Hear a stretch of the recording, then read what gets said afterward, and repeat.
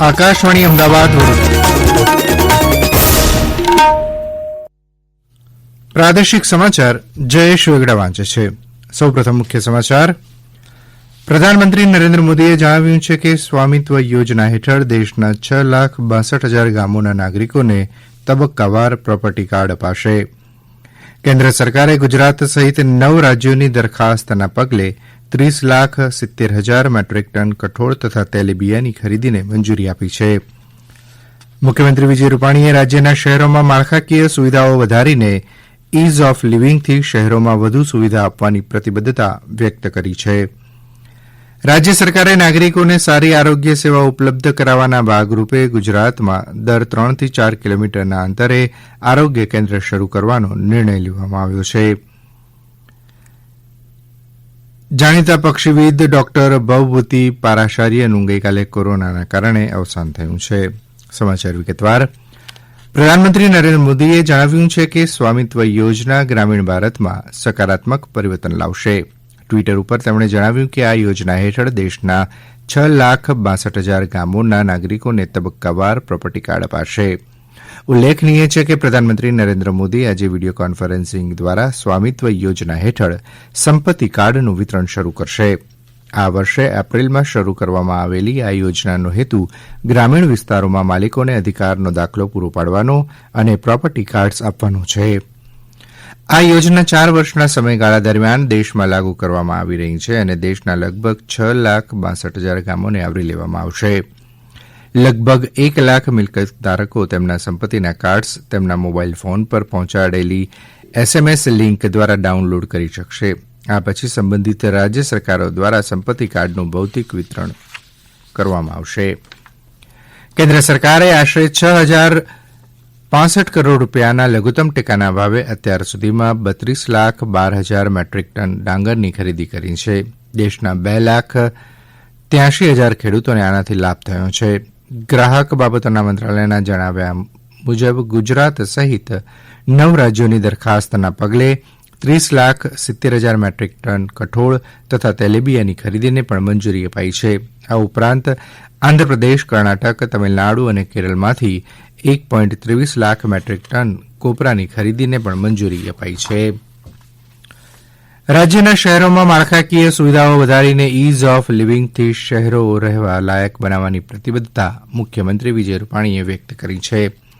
તેમણે જણાવ્યું છે કે રાજ્યના શહેરો સ્માર્ટ સિટી બને અને વિશ્વના શહેરોની સરખામણીએ ઊભા રહે તેવું સુદ્રઢ નગર વિકાસ આયોજન કરવામાં આવ્યું છે. સ્વર્ણિમ જયંતિ મુખ્યમંત્રી શહેરી વિકાસ યોજના અંતર્ગત અમદાવાદ જિલ્લાના વિરમગામમાં 2 કરોડ 88 લાખના ખર્ચે તૈયાર થયેલા નવા ટાઉન હોલનું ગઈકાલે ઈ લોકાર્પણ વિડીયો કોન્ફરન્સના માધ્યમથી કરતા શ્રી રૂપાણીએ આ મુજબ જણાવ્યું હતું.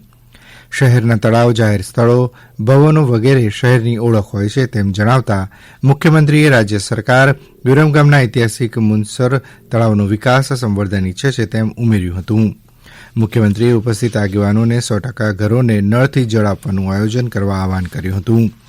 જાહેર વહીવટમાં ટેકનોલોજી સમયની માંગ છે તેમ જણાવતા મુખ્યમંત્રીએ 2021 સુધીમાં 14,000 ગામડાઓને ડિજીટલ સેવા સેતુ અંતર્ગત આવરી લેવાની નેમ વ્યક્ત કરી હતી.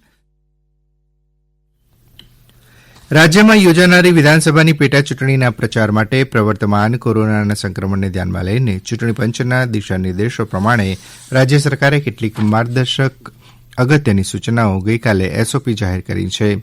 આ માર્ગદર્શિકા મુજબ સભાના આયોજન માટે બંધ જગ્યામાં સ્થળની ક્ષમતાના 50% પરંતુ મહત્તમ 200 વ્યક્તિની મર્યાદા રહેશે. ખુલ્લી જગ્યામાં ઓછામાં ઓછું 6 ફૂટનું અંતર જાળવવું પડશે. ડોર ટુ ડોર પ્રચારમાં ઉમેદવાર સહિત 5 વ્યક્તિઓ જ ભાગ લેવાની મંજૂરી અપાઈ છે. કોવિડ-19 સંદર્ભે આપવામાં આવેલી સૂચનાઓ જેમ કે માસ્ક પહેરવું, સેનિટાઇઝરનો ઉપયોગ કરવો, થર્મલ સ્ક્રીનિંગ વગેરેનો અમલ થાય તે માટે રાજકીય પક્ષો અને ઉમેદવારોએ કાળજી લેવાની રહેશે. જે જગ્યાએ ચૂંટણી યોજાવાની છે ત્યાં પ્રચાર સભા કે અન્ય પ્રચાર માટે જે તે જિલ્લા મેજિસ્ટ્રેટ પોલીસ કમિશનરની મંજૂરી મેળવી માર્ગદર્શિકા પ્રમાણે પ્રચાર કરી શકાશે. શ્રોતા મિત્રો, હવે આપ કોરોના અંગેનો આ સંદેશ સાંભળશો.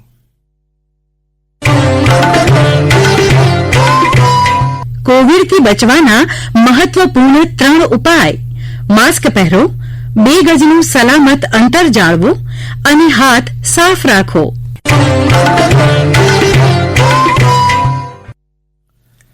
ગુજરાતી ફિલ્મ નાટક રંગમંચના નિપુણ કલાકાર સરિતા જોશીએ કોરોનાથી બચવા માટે અગમચેતી દાખવીને સૌને અપીલ કરી હતી. આ સંકટ આવ્યું છે ને એનો સામનો કરવાનો છે, ડરવાનું નથી. સ્વચ્છતા રાખવી એ તો એમ પણ આપણી ફરજ છે, આપણી ફેમિલી માટે. પણ આ જે સંકટ આવ્યું છે એને માટે અનિવાર્ય પણ છે. દર અડધો કલાકે 1 કલાકે હાથ ધોવા, આમ સાફ કરીને નીટ ક્લીન, જે પણ સાબુ હોય તમારી પાસે. આપણી ફેમિલીને સાચવવું, જરા મગજને શાંત રાખવું, મા બાપને, ભાઈ બહેનોને, પોતાના બાળકોને મગજમાં નાખવું કે જરા ડિસ્ટન્સ રાખો, અને જરૂર ન હોય તો બહાર જવાનું ટાળજો. બહાર જવાનું એટલા માટે પણ ટાળવું છે કારણ કે સરકાર સતત પ્રયત્ન કરી રહી છે આ મહામારીને ભગાવવાનું. તો આપણે એમણે મહામારીએ પોતાનું કામ કર્યું છે, આપણા થકી સ્વચ્છતા કરી નાખી છે પર્યાવરણમાં, નદીઓ સાફ થઈ ગઈ છે, ક્લીન થઈ ગયું છે. બિચારા પક્ષીઓ તો ઉડી ઉડીને હાસ્ય કરી રહ્યા છે ને મજા કરી રહ્યા છે, પણ છતાં એનો અર્થ એવો નથી કે ઉપરવાળો આપણને અન્યાય કરે, આપણી સાથે અન્યાય કરે. એ કરશે એનું કામ, પણ આપણે સંયમ રાખીશું તો ને. એટલે પાછું તમને વિનવું છું અને પ્રેમથી કહું છું કે મગજને શાંત રાખજો, હસતા રહેજો. આ પ્રાદેશિક સમાચાર આપ આકાશવાણી અમદાવાદ વડોદરા કેન્દ્ર પરથી સાંભળી રહ્યા છો.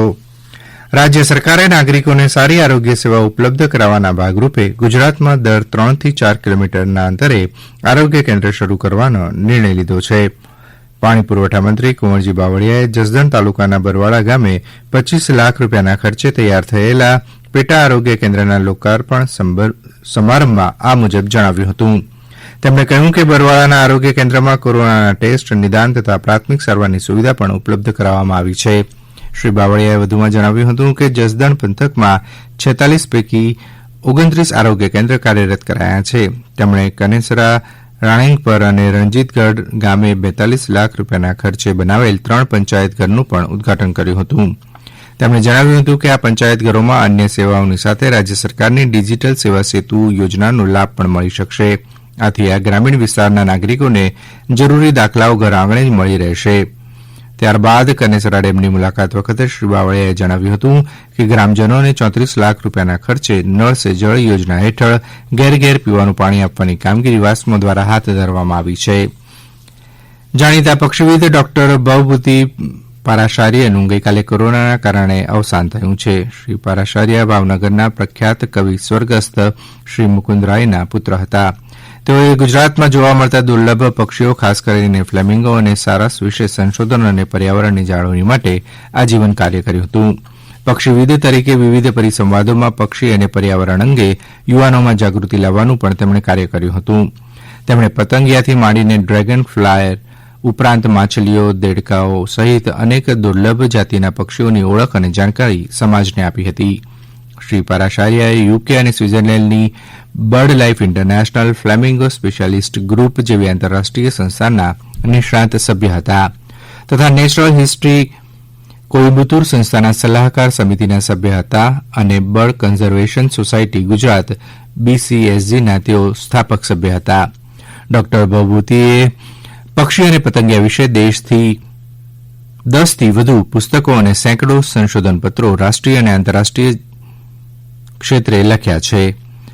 આ ઉપરાંત તેઓએ પક્ષી વિજ્ઞાનને લગતા વિવિધ કાર્યક્રમો અને પક્ષી વિજ્ઞાન તથા જૈવ વિવિધતાને લગતી 10 થી વધુ રાજ્ય અને રાષ્ટ્રીય કક્ષાની પરિષદોમાં પણ ભાગ લીધો હતો. પક્ષીઓ વિશે જાણકારી આપી હતી. આણંદને તેમણે કર્મભૂમિ બનાવી લીધી હતી અને છેલ્લા અઠવાડિયાથી તેઓ કોરોનાની સારવાર લઈ રહ્યા હતા. ડોક્ટર પારાશાર્યના અવસાનથી પક્ષીવિદોમાં શોકનું વાતાવરણ ફરી રહ્યું છે.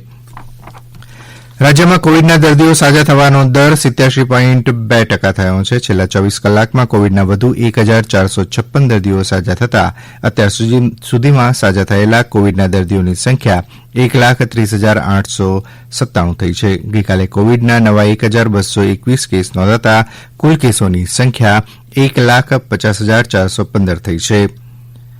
અત્યારે કોવિડના એક્ટિવ કેસ 15,958 છે. આ પૈકી 15,887 દર્દીઓની તબિયત સ્થિર છે, જ્યારે 41 81 જણા વેન્ટિલેટર ઉપર છે. અંતમાં મુખ્ય સમાચાર ફરી એકવાર. પ્રધાનમંત્રી નરેન્દ્ર મોદીએ જણાવ્યું છે કે સ્વામિત્વ યોજના હેઠળ દેશના 6,62,000 ગામોના નાગરિકોને તબક્કાવાર પ્રોપર્ટી કાર્ડ અપાશે અને કેન્દ્ર સરકારે ગુજરાત સહિત 9 રાજ્યોની દરખાસ્તના પગલે 30,70,000 મેટ્રિક ટન કઠોળ અને તેલીબિયાંની ખરીદીને મંજૂરી આપી. આકાશવાણી અમદાવાદ વડોદરા કેન્દ્ર પરથી પ્રાદેશિક સમાચાર પૂરા થયા.